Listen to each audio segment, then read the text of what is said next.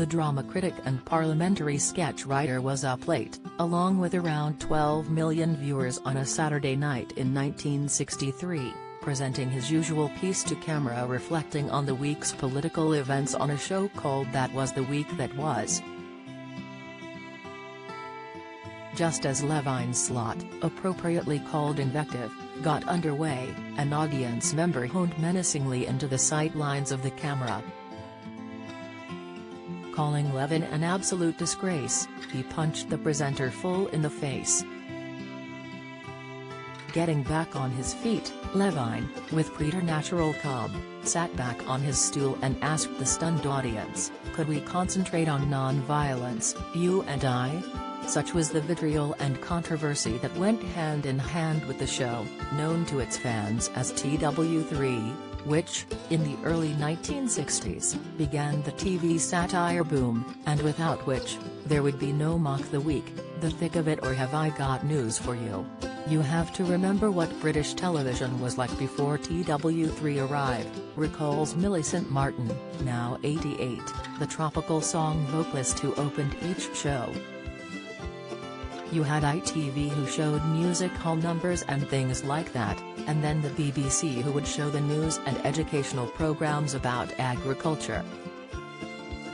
We came from an entirely new space and people didn't know what to make of us, especially within the BBC. I remember being in the lift going up to the studio before the first show and an old executive was in it with me. Rather than saying good luck, he said, "We've always got some old films we can show instead if this new thing of yours doesn't work out."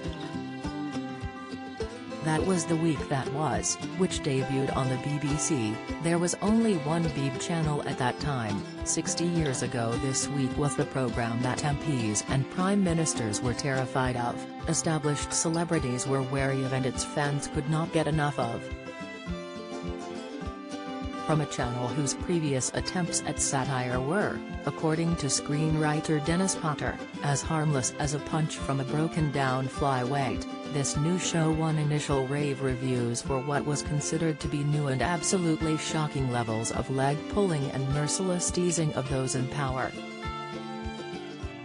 Hosted by David Frost, the writer's room for TW3 was a treasure chest of post-war creative talent with luminaries including John Cleese, Keith Waterhouse, Willie Rushton, John Bird, Ned Sheeran and even Sir John Betjeman contributing to the sketches and monologues that lampooned everything from American segregationists to the Church of England to nuclear weapons.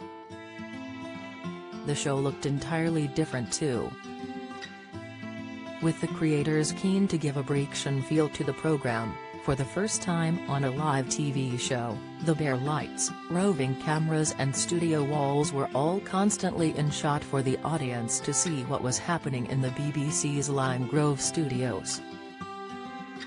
Then occupying number 10, Harold Macmillan was, surprisingly, broadly supportive of the program, as he and members of his cabinet were mocked live on air. The PM himself is said to have written that, "It is a good thing to be laughed over. It is better than to be ignored." As for Millicent, now living in California and still working as an actor, most recently in the Netflix show Grace and Frankie, her memories of the show are of a program infused with the white heat of creativity and no small amount of chaos. "We were really riding on the seat of our pants a lot of the time. I only got the scripts to the tropical songs on the morning of the show. I remember just having to play them absolutely straight as there was no time for me to add anything. The satire songs were always beautifully written but there was no way I could use an auto cue. They were so slow back then that it never could have kept up with how fast I had to sing.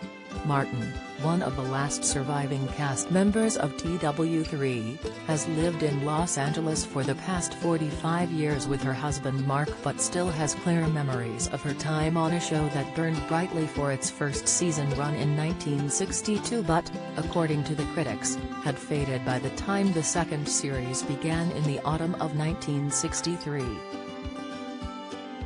Complaints by viewers about the increasingly scabrous content crew and upper management at the BBC were becoming increasingly wary of the show's content.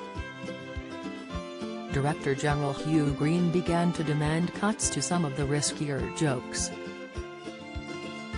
The resignation of Macmillan to be replaced by Alec Douglas-Home and an imminent general election in the spring of 1964 gave the BBC bosses the excuse they needed to cancel TW3. "I think the BBC got asked to take it off and they complied," recalls Millicent. "I don't remember being angry when it was cancelled. I was just really sad." Reduced from an hour to 50 minutes running time for the second series, a radical reworking of one episode was required to report on the assassination of JFK. The usual satire was replaced by a serious 20-minute tribute to the late president which, although dutifully somber, was regarded by journalist Paul Foote as being sickeningly sycophantic. TW3 wouldn't go entirely gently into the good night.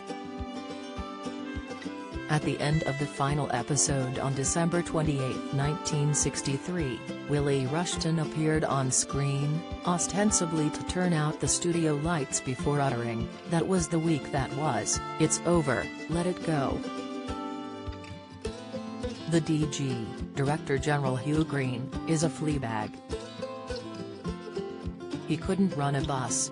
Millicent Martin believes that, regardless of the era, the Prime Minister or the issues of the day, there's always room for taking authority figures down a peg or two. "I'd like to think that a show that was as shocking to people as we were would be allowed to air today. But people have lost their sense of humor in so many ways these days. So I have to admit I'm a bit skeptical."